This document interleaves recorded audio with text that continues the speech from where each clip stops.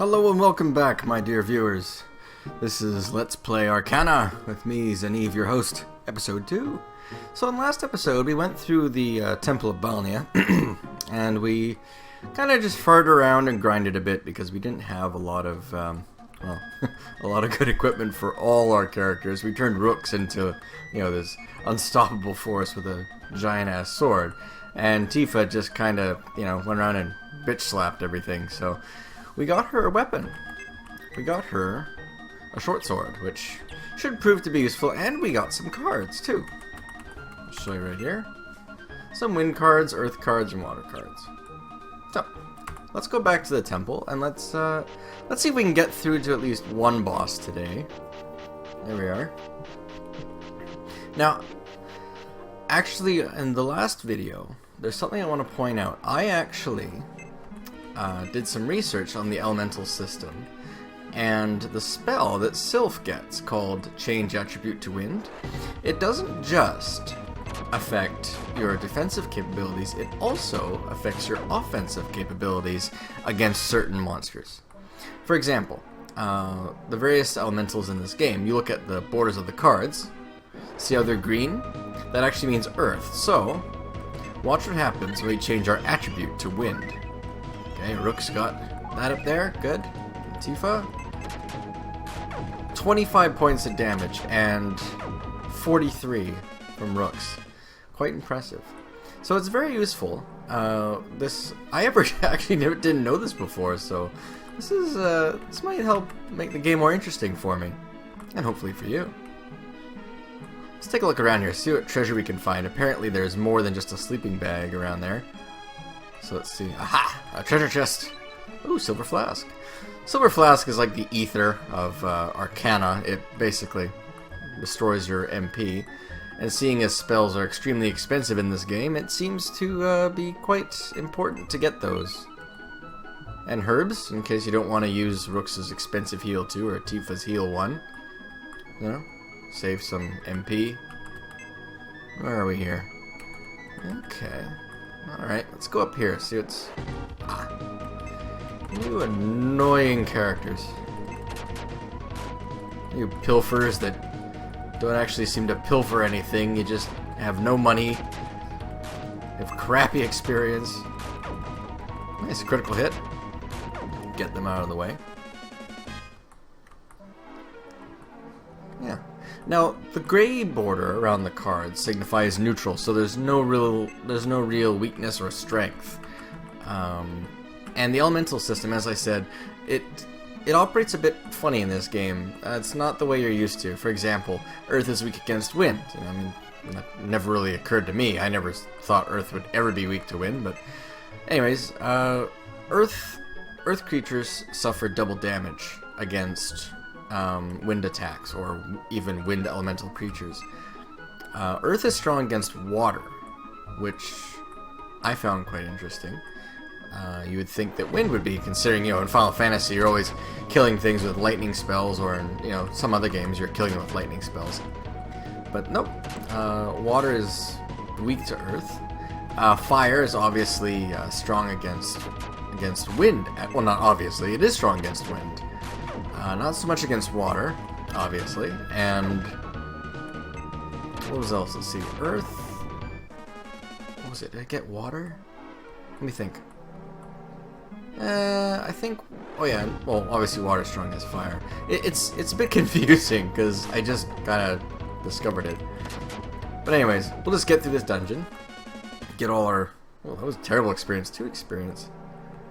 Get all the experience we can in gold while we search for the first boss. It's like a mini boss, it's like a golem, I remember this. Some sort of...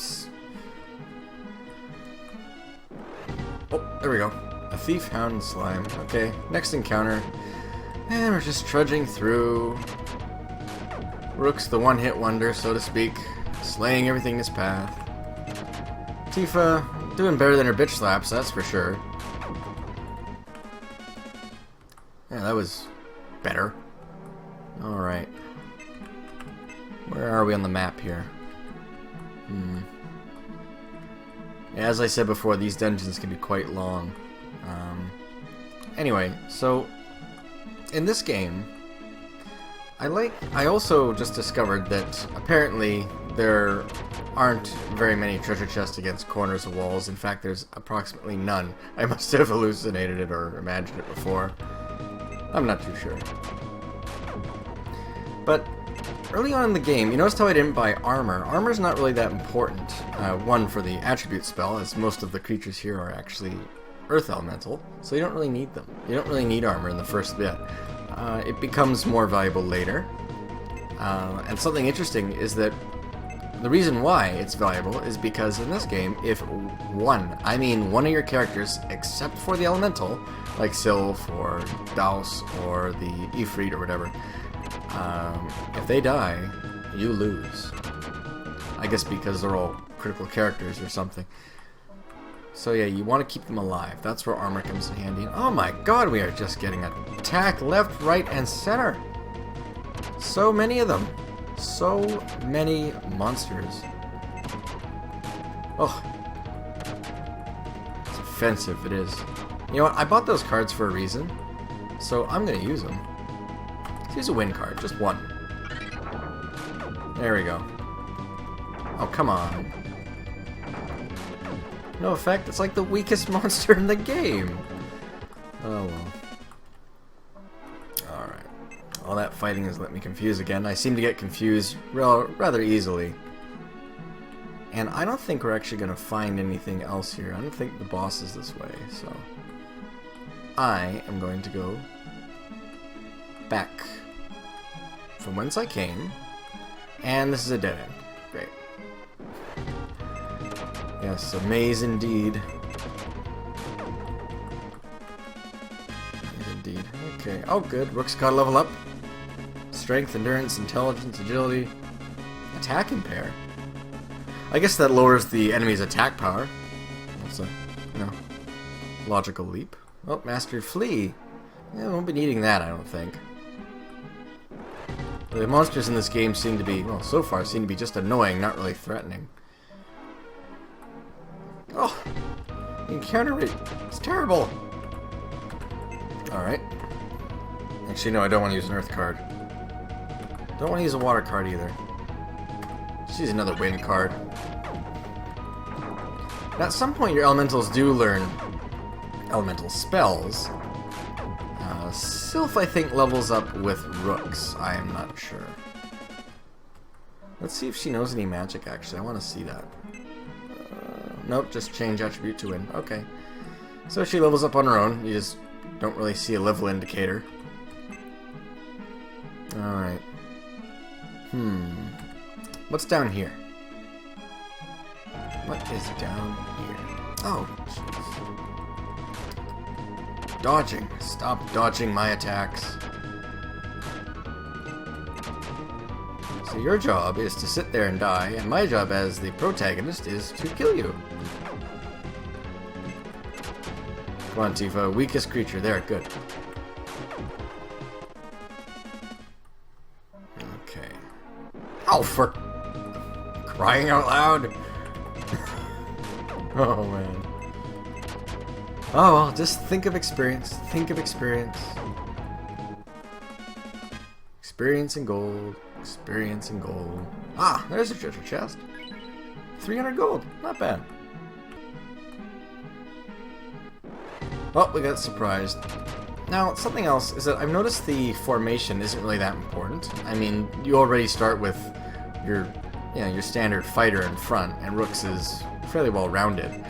I guess maybe later if you want to put a tank in the front. I don't know if they really hit certain characters more often or not. I find the elementals tend to get beat up quite a lot, though.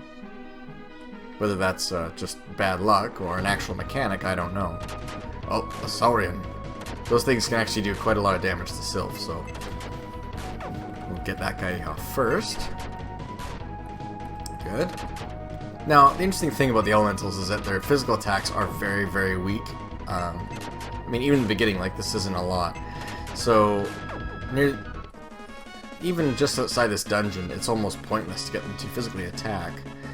Unless, unless they can use magic, but if they...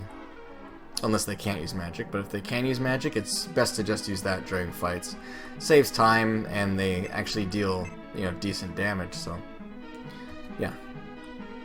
We already went there, so let's try down here. Let's try through this passageway. Ah, this is... Oh, here we go. Okay, Stone Guardian. Now, he's obviously stronger than your average monster, so let's just change our attribute to Wind. Yeah, let's change our attribute to Wind, so that he can do next to nothing against us, and we can just pummel him. 41, nice. Oh, attacks twice in a row, 41 twice. Very good. Let's see this. 10 points of damage. Not that much. Very good. 22. Come on, Rooks. Bring it home. Nice. I love that longsword. It's not even the most powerful weapon we could buy. Imagine if he had the broadsword, he'd just decimate everything. Alright. So that was the first stone golem.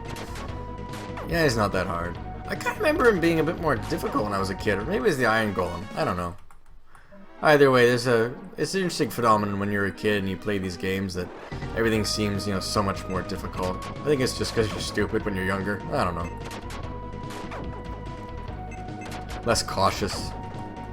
You just charge in level 2 when you try to fight a boss and you die. You know how it is.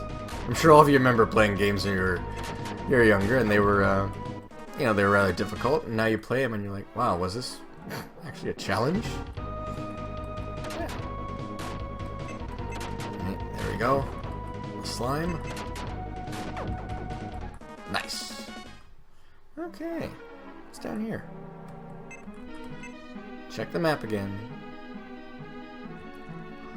Aha! Level 2. Okay, so now I'm going to cut it here. In our next episode, we will go down into the second floor of Balnia Temple, and we will just find the next golem, next boss to kill.